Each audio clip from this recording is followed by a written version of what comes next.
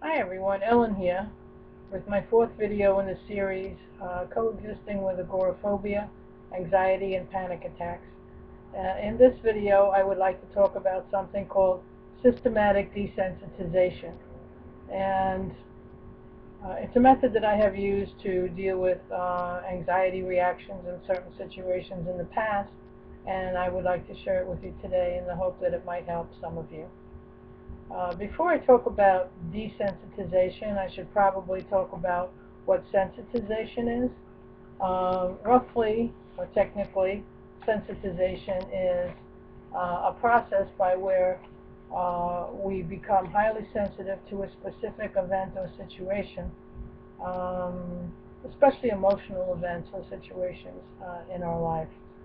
For most of us who are agoraphobic, we can have highly charged emotional reactions to many life events. And most, but not all of these events may pertain to things outside of our home or comfort zone or safe space. Things like attempting to go to the grocery store, to a doctor, or perhaps even driving a car. Anxiety reactions can also happen, however, to us within our safe space. For example, I am also socially phobic, so I can have anxiety reactions to people, especially new people, coming into my home. And whatever the triggering stimulus is for you, however, systematic desensitization can be helpful. An example that I can give you that might be similar to systematic desensitization in the medical field would be perhaps someone who has a food allergy. They would start out by having a reaction to a certain stimulus, and they would be unaware of it. They don't know what they are reacting to or allergic to. So they would probably go to an allergy specialist, and the specialist then would help them to figure out exactly what it is that they are reacting to. And then once they figure that out, he would help to expose you to the triggering stimulus in very small doses. Usually I think this is done, I don't have the problem, but I think this is done by injection. And they would take certain degrees of the amounts of the stimulus or the triggering substance and inject it into your body in very small quantities, low doses, and in the beginning in frequent time intervals. And then over a period of time, they would probably inject a little bit more and give you a heavier dose, and then maybe increase the frequency of the injections. So that hopefully over a period of time, you're going to totally desensitize to this particular substance and have no reaction or very little reaction to it at all if you should become exposed to it. Now, how can we translate this into phobias? Well, you might say that phobic people have a very almost severely sensitive or allergic reaction to certain emotional stimuli. And when you're exposed to these particular stimuli, you can have both an emotional and a physiological reaction. Now, we all know what our physical symptoms are when we are triggered. For some of us, it may be racing heart, sweaty palms, muscle tension, things of that nature, dizziness, weakness in the legs. So if you have a phobia and the anxiety reactions that go with it, you will first have to do what we were talking about in the, say, the food allergy analogy, and that would be you would have to identify what it is that's triggering you. Now, how do you do that? The best way to do that is probably to record over a period of time, let's say a week, everything that you observe creates anxiety within you. And it could be anything. Keep a really clear record of maybe the time of day. Is it a smell? Is it a sound? Because we're very sensitive to a lot of things. Is it a thought? A thought of doing something?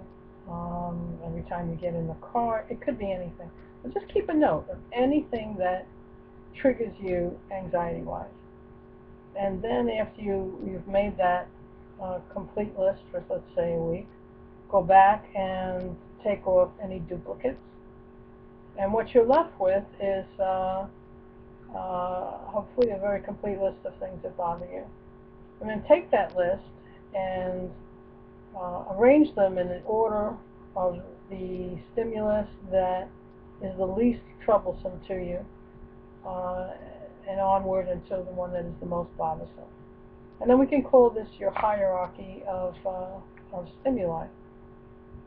And so what we're going to try to do here would be the same thing as would be done with the person with the food allergy, to try to stick with maybe the least bothersome stimulus and deal with it in small increments to see if you can't get to a point where you can tolerate it to the point of maybe having no reaction to it at all.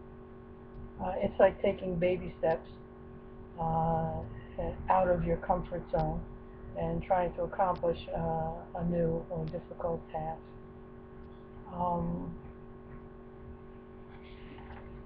After you've made your list and you've arranged them in the order of least troublesome to the most troublesome, the goal is to get to the point, as I said, where you have almost no reaction to the stimulus, and perhaps you would totally relax when the event would occur. Basically, there are three parts to systematic desensitization. The first part would be something that we call imaginal desensitization.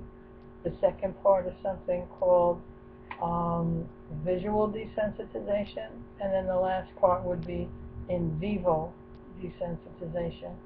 And in vivo simply means real life. You would be practicing exposing yourself to the stimulus in a real life situation. And I might add here that when you get to that point, it would be very helpful to engage the help of a support person, someone who could help you face the situation. Say if you're going out and you want to go to the grocery store or start driving, that you'd have someone by your side to be there to support you and encourage you and help you feel that if something should go wrong or you get a little too anxious, there's someone there to help you come down from that and start over again. So as I said, we'll start with something. You have to start with imaginal desensitization. And imaginal simply means that you pick one of your stimulating events, okay, something that creates anxiety for you, and visualize it. Sit in a comfortable chair, lay in your bed, and in your mind go over the situation. See yourself approaching the situation. Let's say it's driving, okay? Visualize yourself approaching the car. Start with the very basics. Just think about approaching the car and then getting to the point where you can sit in the car, and all the time make sure that you are imagining this in a very relaxed way. You're imagining it as you would like to see it happen. You're not imagining getting frightened. You're not imagining having a panic attack. You're imagining being able to accomplish this particular feat. And it's very important when you're doing this to not let your anxiety become aroused beyond what we call a number 3 on the anxiety scale. If we're looking at the anxiety scale on a 1 to 10 basis, okay, 1 to 10 scale, number 3 would be a very, very low level of anxiety. It may just be something like the heart would beat a little bit faster, have a little bit of sweating, some mild muscle tension, something like that. And the minute that you get to that point, this is very, very important for all the next steps. Never let yourself get beyond a number 3 on the anxiety scale of 1 to 10. Keep the level low, because the goal here is not to accomplish the task. The goal is to keep the anxiety down. I can't stress that enough. If you allow yourself to go over the number 3, desensitization won't work if you get too high, if the anxiety gets too high. So imagine yourself in the situation, and when you feel yourself approaching a number 3 on the anxiety scale, which means low levels of anxiety, stop. Think of something else, stop the process, get up and do something else. But by no means allow yourself to get more anxious in that situation. And what you can do is, after you react to the situation, you do it again. Now, you may not want to do it again that day. If you can do it that day, it's fine. If you feel like you've come down, because you have to relax completely. Get away from it, go back down to feeling totally calm, and then go back and repeat the process. Think of the situation again until you get to a number 3 in the anxiety scale. And then stop. Divert yourself, distract yourself, walk away, move away, whatever you have to do to get out of that mode in your head, do it. And then relax totally. And then often when you get to that point, after you've had the reaction and you try to calm down, you may have an emotional reaction. You may feel frustrated, you may want to cry, because trying to expose yourself to a potentially anxiety-provoking situation can bring up a lot of feelings. And it's very important to express those feelings. You know, it's a good sign, it's not a bad sign, it's nothing to be avoided. Let the feelings out, let the frustration out, whatever it is, express it, and then get ready to repeat the process again. And again, you can do it shortly afterwards if you feel like you've recovered enough. You can do it later that day, you can do it the next day. Keep doing it and doing it and doing it. Then after you have accomplished that goal, meaning that you can visualize whatever situation you have that you've picked in your head, such as driving. If it doesn't bother you anymore when you think about it, then you can progress to the next stage, which is visual desensitization. And in visual desensitization, it's the same process, only you use something like pictures, photographs, okay, or a slide, something like that, a visual of the situation. So perhaps if you're doing driving, you'd have a picture of your car at the beach, a picture of your family going somewhere and you're wanting to go with them. Just keep looking at the photographs, and same process. Look at the photographs. If you begin to get to a number 3 on the anxiety scale, stop. Stop right away. Don't let yourself go beyond that. And then retreat. Retreat simply means pull yourself back. Don't continue to go. Don't look at the pictures any longer. Turn them away or over. Put them away. Whatever you have to do, look away. And then totally relax. If you have any feelings, express them. Recover completely. And then when you're ready, again, could be a few minutes later, could be the next day, could be later on that day, do the process over again. Keep repeating this process until you can look at the pictures and not have a reaction to them, or not have any reaction that's certainly above a number 3 on the anxiety scale of, let's say, 1 to 10. And after you have progressed through these 2 steps, you can go on to what we're calling in vivo desensitization. And again, I'd like to say here that it would be very important for you to try to get the help of a good friend or family member to support you through this as you're going through the actual process of doing the act that scares you. So we'll use the same stimulus, okay, we'll say driving, and in vivo, you will now not just be imagining it or looking at pictures of it, you will actually be, say, approaching your car. And you need to stop, again, wherever you get to that number 3. And if just thinking about the car or getting in the car brings your anxiety way up, then that's where you need to stop and retreat. Okay, go back, sit down, calm down, relax. That only may take a minute. You know, it may take 5 minutes. You may feel too upset and you can't do it until that night or the next day. That's fine too. Important thing is not that you're going to get in the car, even though that may be the ultimate goal. The goal right now is to deal with looking at the car, being in the car with your anxiety down. Keeping the anxiety down is the actual goal. So don't practice this thinking, okay, I have to get around the corner to go see my sister. Okay, it's get in the car when you can, keep the anxiety down. I just can't stress that enough, because I have done that the wrong way so many times in my life. And then same thing over a period of time. If you go to the end of your garage, let's say, or to the driveway, or approach the car, when you can do that without going over number 3, then you try sitting in the car. You can sit in the car for as long as you want, you know, or as many days as you want, or if it takes 2 months, you just sit in the car. Your anxiety is not going up. You are accomplishing something. You are retraining your brain to be in the car and around the car without the anxiety being up. If you are the driver and not the passenger, sit behind the wheel. Just let your car go, start it up. If you start to get too anxious, stop. If not, start it up, just back up to the end of your driveway. If you start to get too anxious as you approach the street, stop. Wherever you reach that number 3, stop, withdraw, pull back. It's called retreating. Retreating is not cowardly. Retreating is a very important part of this process. You must retreat when you get to a number 3.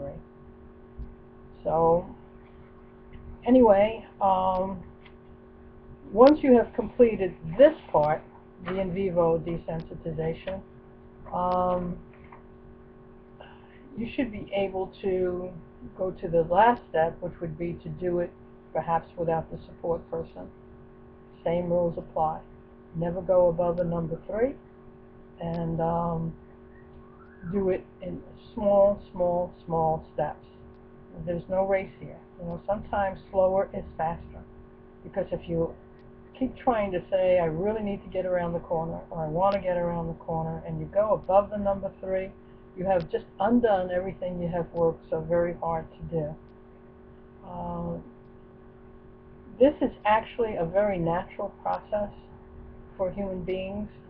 If you think about it, a young child sitting by the ocean for the first time is very overwhelmed by it, doesn't know what it is scared by it, for example.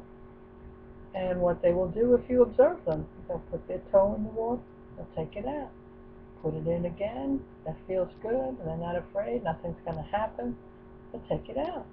And maybe the next time they'll go in up to their waist, you know, and then they'll come out. And over time, they get more comfortable, they feel confident, and then all of a sudden, one day they're in the water. But they do it in small increments. And this is the kind of same process we're talking about here. We have, some events in our life have caused us to have these overreactions to certain situations. So now we have to consciously do what that child did automatically. Just go back and do everything in tiny baby steps, a little at a time, and eventually you will desensitize to the situation and be able to face it. And I want to caution you here that one of your worst enemies will be your own thinking about what people might think. If you're backing in and out of your driveway, or only sitting in your car, and you're sitting there for periods of time, and you're wondering what people are thinking, you need to put that out of your head, because it's not at all important. You need to keep focused on what you need to do and how you need to do it, no matter if anybody else in the world understands it or not. So, anyway, I hope that this method will be of use to many of you. If you take it seriously and you don't overwhelm yourself with an unreasonable time frame, because there's no limit to how long this can take you. It can take you 2 years. But if you accomplish it, so what? You know, you're not getting out there now, but if you can get out there in tiny, tiny, tiny increments, and it kind of rewires your brain, because your brain always remembers a situation the last time you were in it. And if you never go over a number 3 on the anxiety scale, your brain will keep remembering in every situation only low levels of anxiety, and it won't be frightened of it anymore. It'll be like, oh, I can go sit in the car because I never get past the number 3. I'm a little anxious, but it's no big deal. So I hope these insights help you, and I hope you'll keep practicing it, and good luck to you. And I hope you come back for video number 5, hopefully coming up soon. Thank you, and see you next time.